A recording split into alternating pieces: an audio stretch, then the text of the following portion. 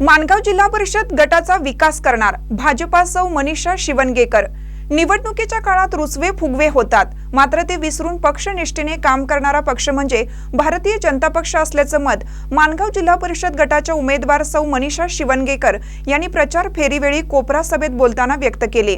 माणगाव जिल्हा परिषद मतदारसंघातील भाजपच्या बूथ प्रमुख व शक्ती केंद्र प्रमुख भाजपच्या विजयासाठी ताकदीने काम करावे असे आवाहन शिवणगेकर यांनी केले आहे। प्रचार फेरीवेळी शाश्वत विकास हाच भारतीय जनता पार्टीचा मूलमंत्र असून विद्यमान आमदार शिवाजी पाटील यांच्या माध्यमातून माणगाव जिल्हा परिषद मतदारसंघातील गावागावात विकास कामे पोहोचवण्यात आली आहेत।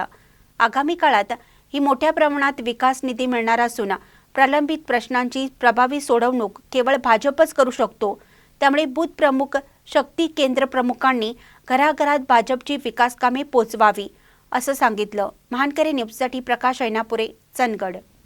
आमचं चिन्ह आहे कमळ आणि या दोन्ही उमेदवारांचं चिन्ह आहे कमळ। तुम्ही कमळावरती बटन दाबून आम्हाला भरघोस मताने विजयी करा।